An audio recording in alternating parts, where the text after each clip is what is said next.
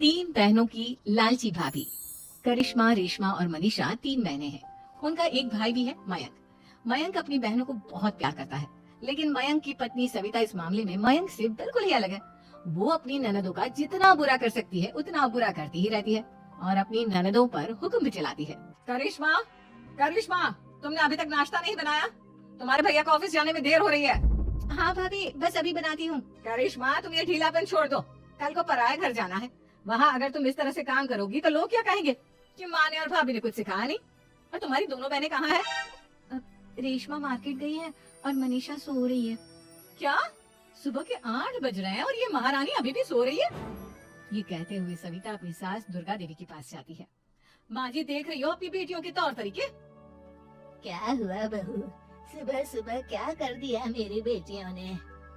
अरे एक तो अभी अभी उठकर किचन में गई है, दूसरी सुबह सुबह बाहर चली गई और तीसरी अभी तक सो रही है। क्या करूं मैं इन तीनों का? मैं तो परेशान हो गई हूँ।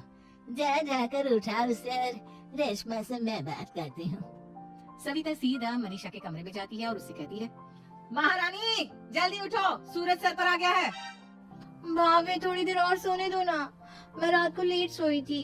वो क्या ना, यूनिट टेस्ट चल रहे हैं। शराफत से उठती है या नहीं, या फिर पानी की भरी बाल्टी डालूं तेरे ऊपर? नहीं नहीं भाभी, मुझे बिस्तर में नहीं नहाना, उठती हूँ मैं। मनीषा जल्दी से उठकर बाथरूम में चली जाती है। सभी आराम से बैठकर नाश्ता कर रहे होते हैं कि तभी रेशमा बाजार से हाथ में सामान लिए आ जाती है। रेशमा को देखते ही सविता उस पर बरस पड़ती है। लो, आ गई महारानी। ऐसा भी क्या सामान लाना था जो सुबह आंख मलते ही बाजार की तरफ रवाना हो गई? भाभी, कल आप ही तो चीख रही थी कि घर का सारा सामान मुझे ही लाना पड़ता है, घर में किसी को भी किसी काम से कोई लेना देना नहीं है। अब मैं बाजार जाकर सामान ले आई तो आपको इस बात से भी तकलीफ हो रही है? देख रही हो माँ जी, अपनी बेटी की जुबान कैंची से भी तेज चलती है। और मयंक, आप तो कुछ कहेंगे नहीं अपनी लाडली बहन को? रेशमा, अपनी भाभी से ऐसे बात नहीं करते। चलो माफी मांगो। भैया, मैं क्यों माफी मांगू? आप भाभी से बोलिए ना कि हम पर कम हुक्म चलाया करे। हम इस घर की बेटियां हैं और आपकी पत्नी की ननद है, नौकरानी नहीं। लो कर लो बात। इनकी भलाई के लिए कुछ भी बोलो तो इन्हें बुरा लग जाता है। इस घर में यही इज्जत है मेरी। देख लो माँ जी, आपकी बेटी किस लहजे में मुझसे बात कर रही है। सविता वहाँ से चली जाती है। मयंक को बहुत गुस्सा आता है, वो भी वहाँ से चला जाता है। फिर करिश्मा रेशमा को समझाती है, रेशमा, तुम्हें भाभी से माफी मांग लेनी चाहिए थी ना। लेकिन दीदी, मैंने कुछ किया ही नहीं, तो मैं माफी क्यों मांगू? हाँ करिश्मा दीदी, रेशमा दीदी जैसे ही घर में आई भाभी ही उन पर चिल्ला रही थी। हाँ, मैं मानती हूँ कि गलती भाभी की थी। मैं तो इसलिए बोल रही हूँ कि भाभी ने माँ को तो पूरी तरह अपने वश में कर लिया है। वो हमारी बात सुनती ही नहीं। मयंक भैया हमारे लिए हमेशा खड़े रहते हैं, इसलिए उनकी बात का मान तो तुम्हें रखना चाहिए था ना। कोई फायदा नहीं दीदी, कुछ दिनों की बात और है, भाभी उन्हें भी हमारे खिलाफ भड़का देंगी। फिर वो भी माँ की तरह हमारी किसी बात का विश्वास नहीं करेंगे। इसी तरह सविता अपनी तीनों ननदों को किसी न किसी बात पर परेशान करती रहती थी। एक दिन मयंक अपनी तीनों बहनों के लिए गिफ्ट लाया। करिश्मा, ये तुम्हारे लिए हार का सेट। रेशमा, तुम्हारे लिए सुंदर सी ड्रेस। और मनीषा, तुम्हें किताबें पसंद है ना, तुम्हारे लिए किताबें लाया हूँ। थैंक यू भैया। थैंक यू भैया, थैंक यू भैया। करिश्मा, तुम्हारा नेकलेस कितना सुंदर है, ये भैया कहाँ से ले आए होंगे? मैंने भैया को 3 दिन पहले फोन पर ये डिजाइन दिखाया था और आज भैया ये ले आए। सविता तो अपनी ननदों के गिफ्ट्स देखकर जल गई और करिश्मा का नेकलेस तो उसे भी बहुत पसंद आया था। अपनी बहनों के लिए कितना अच्छा नेकलेस लेकर आए हैं, मुझे कभी कोई गिफ्ट नहीं दिया।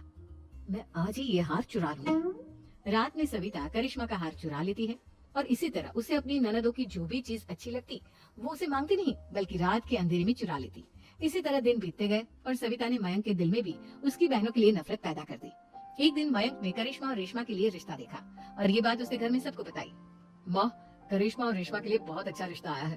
वो लोग कल इन्हें देखने आ रहे हैं। आप और सविता मिलकर सारी तैयारी कर लेना। ये सुनकर करिश्मा और रेशमा खुश हो जाती हैं, लेकिन सविता सोचती है, अगर इन दोनों बहनों की शादी हो गई तो घर और बाहर का काम कौन करेगा? मनीषा तो एक नंबर की कामचोर है, उससे तो किसी बात की उम्मीद लगाना ही बेकार है। मुझे इस शादी को रोकना होगा। अगले दिन सभी लड़के वालों की स्वागत की तैयारी करने में लगे होते हैं।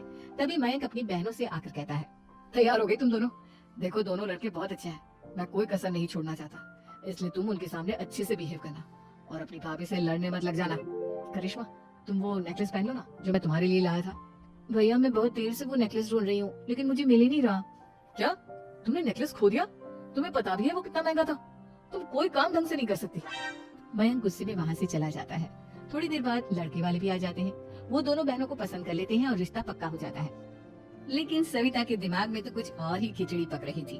वो पंडित जी के पास करिश्मा की कुंडली लेकर जाती है और उन्हें पैसे देकर करिश्मा की कुंडली बदलवा देती है। जब लड़के वालों के पास करिश्मा की कुंडली जाती है तो वो दुर्गा को फोन करते हैं। बहन जी, हमने करिश्मा की कुंडली अपने पंडित जी को दिखाई थी। आपकी बेटी की कुंडली नहीं बल्कि दोषों का पिटारा है।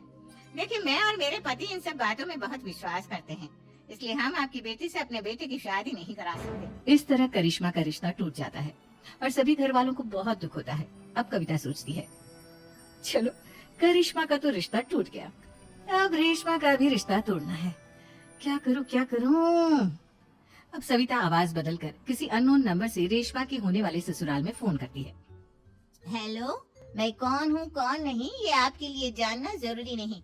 बस इतना सुन लो कि रेशमा का 2 साल से किसी के साथ अफेयर चल रहा है। बस रेशमा का रिश्ता तोड़वाने के लिए सविता का इतना कहना काफी था। अब रेशमा का भी रिश्ता टूट गया। मयंक और दुर्गा देवी ने रेशमा को खूब खरी खोटी सुनाई और उससे बार बार उस लड़के के बारे में पूछने लगी। आप दोनों मुझे क्यों परेशान कर रहे हो? अरे कोई लड़का होगा मेरी लाइफ में तो मैं बताऊंगी ना। जब कोई है ही नहीं तो कहाँ से लाऊं मैं कोई लड़का? तो तेरे होने वाले ससुराल वालों को फोन किसने किया था? माँ, मैं नहीं जानती किसने फोन किया था, मैं सच कह रही हूँ। मैं तो पहले ही कह रही थी इसकी लगाम खींच कर रखो, लेकिन मेरी सुनता ही कौन है। आप चुप रहिए भाभी, ये सब आपका ही किया धरा है। अब तीनों बहनों को विश्वास हो जाता है कि ये सब उनकी भाभी ही कर रही है। तीनों बहनें अपनी भाभी को सबक सिखाने के लिए एक वकील कर लेती है और घर में हिस्सा मांग। देखो भैया, माँ बाप की जायदाद में जितना बेटों का हक होता है उतना ही बेटियों का, इसलिए इस घर के 4 हिस्से होंगे और हमें अपना हिस्सा चाहिए।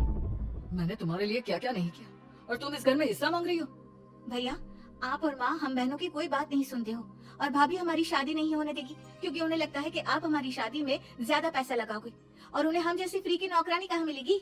तो हम भाभी के साथ तो रह नहीं सकते, हम बहनों को अपना हिस्सा चाहिए। अरे तुम्हें शर्म आनी चाहिए अपनी भाभी पर ऐसा इल्जाम लगाते हुए।